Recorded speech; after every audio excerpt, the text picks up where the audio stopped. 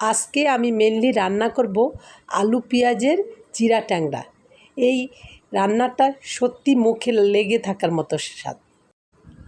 Hello, welcome to my blog. সকালবেলা উঠেই চিন্তা করছি কি রান্না করব। তখন তাড়াহুড়ো একটু করছি, মেয়ে স্কুলে খেয়ে চলে যাবে, আমার পতিও যাবে।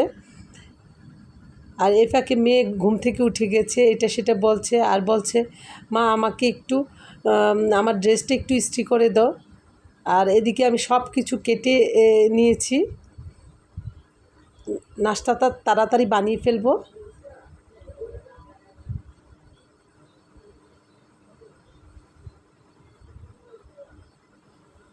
এদিকে মেয়ে ড্রেস নিয়ে এসেছে, মেয়ে ড্রেসটা ইস্ত্রি করে দিচ্ছি। ড্রেস ইস্ত্রি করার আরেক ঝামেলা, এই ড্রেসটা ভাজে ভাজে ইস্ত্রি করতে হয়, মহা ঝামেলা। মেয়েকে স্কুলে পাঠিয়ে দিয়ে আমি দুপুরে রান্নার জন্য রান্না বসিয়ে দিলাম।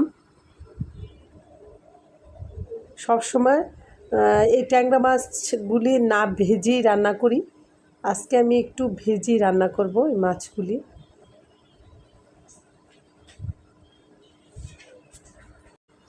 ট্যাংরা মাছগুলি আমি ভেজে উঠিয়ে নিয়েছি। অন্যদিকে আলু ধুয়ে চিকন চিকন ফালি করে কেটে নিয়েছি। আর পেঁয়াজটা অপেক্ষাকৃত একটু মোটা করেই কাটা, যেহেতু আলু আর পেঁয়াজের তরকারিটা হবে, তরকারি হিসাবে পেঁয়াজটা আমি ব্যবহার করব। আলুগুলি আমি হালকা লবণ আর একটু হলুদ দিয়ে ভেজে নিচ্ছি। ভাজা হয়ে গেছে। অন্যদিকে মোটা করে কেটে রাখা পেঁয়াজগুলোও ভেজে নিচ্ছি। মোটামুটি অল্প অল্প করে ভেজে নিলাম। এখানে আমি তরকারিতে মোটা পেঁয়াজগুলো আলুর সাথে তরকারি হিসেবে ব্যবহার করব। আর কুচি পেঁয়াজ দিয়ে আমি একটু বাদামি করে ভেজে তারপরে হলুদ মরিচ লবণ আর ধনিয়ার গুঁড়া দিয়ে দিলাম। আর এখানে লবণটা আমি একটু চিন্তা করে দিব, যেহেতু আলুতে লবণ দেওয়া হয়ে গেছে, মাছও আছে, মশলাটা একটু কষিয়ে নিব।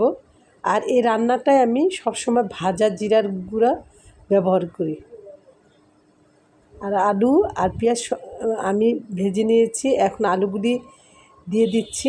আলুগুলি একটু নেড়ে চেড়ে একদম ঝোল দিয়ে দিব। পানির পরিমাণটা, আলু এমনিতেই সিদ্ধ হয়ে গেছে ভাজার মধ্যে, যেহেতু চিকন চিকন আলু, তা পেঁয়াজটাও আমি বিছিয়ে দিলাম, মোটা করে কেটে রাখি পেঁয়াজটা।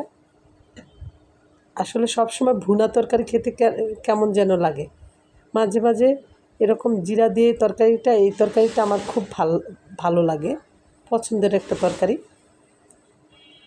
মাছগুলি বিছিয়ে দিলাম।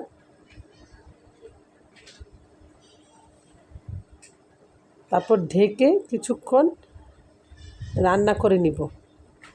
মোটামুটি রান্না হয়ে এসেছে, আলুগুলি অনেক সফট হয়ে গেছে। এ তো হয়ে গেল আলু পেঁয়াজের জিরা ট্যাংরা।